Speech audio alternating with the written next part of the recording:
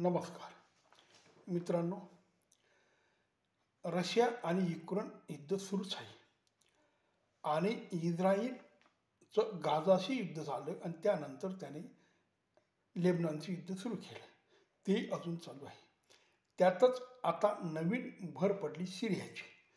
सिरियामध्ये बंडखोर गटांनी बशर अल असद या राष्ट्राध्यक्षाला घालून दिलं आणि त्याला देश सोडायला लावला.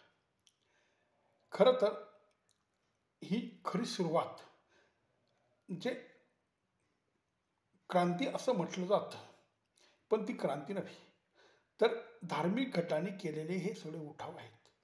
तर याची सुरुवात ही इराकच्या सद्दाम हुसेन याला घालवण्यात झाली. त्या ठिकाणी असेच धार्मिक गट तयार झाले आणि त्यांना सद्दाम हुसेन यांना घालवण्याला मोठी मदत केली. पण त्या ठिकाणी खरं तर अमेरिकेचे सैनिक उतरले आणि त्यांनी सद्दाम हुसेनचा पराजय केला. त्यानंतर मग ट्युनिशियामध्ये पहिली क्रांती झाली आणि लिबियाचा कर्नल गद्दाफी यालाही देश सोडावा लागला. त्यानंतर इजिप्तमध्ये असंच घडलं. हे सगळं जर बघितलं तर याला धार्मिकतेचा मोठा आधार आहे. सगळ्या मुस्लिम देशामध्ये धर्माला एवढं महत्त्व आहे की राज्यव्यवस्था, लोकशाही, देश आणि समाज याला फारसं महत्त्व नाही. धर्म हा नेहमी समाजाच्या विकासासाठी, मानवाच्या उन्नतीसाठी उभा राहिलेली एक सुसंघटित अशी व्यवस्था आहे.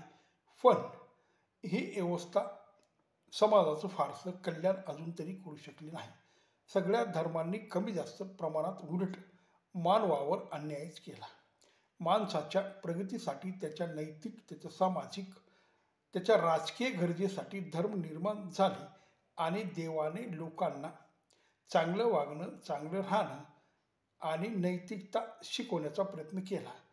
पण सुरुवातीचं ही जी नैतिकता होती ही त्यानंतर हळूहळू नष्ट झाली आणि त्या ठिकाणी लोकांनी त्या व्यवस्थेचा ताबा घेतला आणि धर्म हा फक्त लोकांना लुबाडण्यात, लोकांवर बळजबरी करण्यात आणि स्वतःचा फायदा घेण्यासाठी काही मूठभर लोकांनी धर्माचा वापर केला. बाकीचे धर्म यातून बरेचसे बाहेर पडले, पण इस्लामी अजून त्यातून बाहेर पडला नाही. प्रत्येक ठिकाणी धर्माला घुसवण्याचं त्याचं काम चालू असल्यामुळे खरं तर सगळ्याच ठिकाणी मुस्लिम देश हे अन्यायग्रस्त, अत्याचारग्रस्त असे आहेत आणि तिथला कुठलाही समाज शांततेने जगू शकत नाही. तो नेहमीच मोठ्या प्रमाणात अशा पद्धतीने जीवन जगतो की त्याच्यावर धर्माचा पगडा आहेच, पण तिथल्या व्यवस्थेचा, जी व्यवस्था अराजकवादी म्हटली जाते, त्याला कुठल्याही लोकशाही पाया नाही, कुठलंही सामाजिक बंधन नाही आणि कुठलीही समाज व्यवस्था व्यवस्थित हाताळण्याची त्याची तयारी नाही. अशा पद्धतीने हे मुस्लिम देशही अशा पद्धतीने सगळीकडे अराजक माजून राहिले. खरं तर मुळात एखाद्या धर्मावर आरोप करताना आपण त्या धर्मातल्या काही गोष्टी जर बघितल्या तर आपल्या लक्षात येतं की हा आरोप बराचसा बरोबर आहे. कारण इस्लाममध्ये 3 गोष्टी मान्य नाहीत. पहिली गोष्ट म्हणजे लोकशाही, दुसरी म्हणजे राजेशाही. त्या ठिकाणी राजेशाहीच्या ऐवजी एका धर्माचा खलिफा राज्यकारभार करेल अशी त्यांची भूमिका आहे. आणि सरहद्द म्हणजे देशादेशाच्या ज्या सरहद्दी आज आखण्यात आलेल्या आहेत ते सरहद्द इस्लाम मान्य करत नाही. त्यांचं म्हणणं असं आहे की धर्माला सरहद्दची, धर्माला देशाचं बंधन नाही. अशा पद्धतीने त्यांचं हे तत्वज्ञान असल्यामुळे, तसंच लोकशाही ही त्यांना मान्य नाही. खरं तर लोकशाही लोकांच्या कारभारासाठी, लोकांना एक व्यवस्थित व्यवस्था देण्यासाठी की ज्या व्यवस्थेमध्ये समाज सुखी राहील, त्याच्या गरजा तो भागवेल आणि त्याचबरोबर देशाची प्रगती होईल, देशात एक समाज संघटित होईल आणि तो समाज देशाचा कारभार करत असताना, देशाची प्रगती करत असताना तो दुसऱ्या देशालाही काही दिशा देईल. म्हणजे खरं तर इस्लाम हा शिक्षण, प्रगती आणि माणसाचा विकास तसा रोखत नाही, पण ज्या पद्धतीने धर्म हा समाजामध्ये रुजला आहे त्या ठिकाणी धर्म हा प्रत्येक ठिकाणी आड येतो आणि ह्या सगळ्या गोष्टींना तो कळत नकळत विठीस धरतो असं आपल्या लक्षात येईल.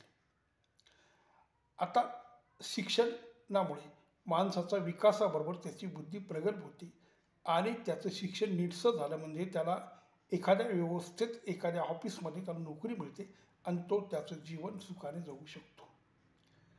त्याच पद्धतीने लोकशाही म्हटले म्हणजे लोकांनी लोकांकरता चालवलेले राज्य म्हणजे जो कारभार त्या देशाच्या किंवा एका विशिष्ट समाजासाठी आवश्यक आहे तो व्यवस्थित हाकण्याचं काम लोकशाही करत असते. पूर्वीच्या राजेशाहीचा काळ होता तो आता संपला, पण आताही ज्या ज्या देशामध्ये राज्याचा प्रमुख असतो तो एक प्रकारे राजासारखाच नियंत्रित व्यवस्था सांभाळत असतो. तो अनियंत्रित नसतो. राजा हा अनियंत्रित राहायचा. राजा हा त्याचं कुटुंब आणि त्याचे स्वतः किंवा त्याच्याबरोबरचे आजूबाजूचे त्याचे कारभारी याच्यापुरता मर्यादित होता. पण लोकशाहीमध्ये लोकांना मताचा अधिकार असल्यामुळे, लोकांना बोलण्याचा अधिकार असल्यामुळे, लोकांना लिहिण्याचा अधिकार असल्यामुळे तो त्याच्या सरकारवर प्रभाव पाडतो आणि त्या सरकारकडून काही गोष्टी करून घेतो की जो त्याच्यावर अन्याय होत असेल, जी त्याला कमतरता पडत असेल ती मागण्याचा त्याला अधिकार लोकशाहीने दिलेला आहे. पण ज्या ज्या ठिकाणी हुकुमशाही आल्या किंवा ज्या ज्या ठिकाणी धर्मवादी लोक सत्तेवर आले त्या त्या ठिकाणी लोकशाहीला फारसा अर्थ नसतो. खरं तर धर्म हा राजकारण समाजकारणात प्रभावी असतो, पण इस्लाम इतका प्रभाव कुठल्याही धर्माने आजपर्यंत घेतलेला नाही किंवा अशा पद्धतीने त्याने अनियंत्रित प्रकारे कारभार कुठे केला नाही. धर्माने लोकांना बंदिस्त केलं हे इस्लामबद्दल म्हणता येईल, कारण इस्लामचा प्रभाव हा प्रत्येक व्यक्तीच्या खाजगी आयुष्यावर, त्याच्या कुटुंबावर, त्याच्या पत्नीवर आणि त्याच्या गावावरपासून त्याच्या देशावरही पडलेला असतो आणि त्यातून त्याची सुटका फारशी होत नाही. यामुळे की आधुनिकता ही फारशी त्या देशात दिसत नाही, कारण जिथं शिक्षणाचा अभाव आहे, जिथं शिक्षणाला महत्त्व नाही तिथं विकासाला, कंपनीला, फॅक्टरीला आणि नोकऱ्यांनाही मर्यादा असते. कारण मुळात इस्लाम हा माणसाच्या विकासापेक्षा माणूस मेल्यानंतर त्याला जो अल्लाह देणार आहे ते त्याच्या दृष्टीने जास्त महत्त्व आहे.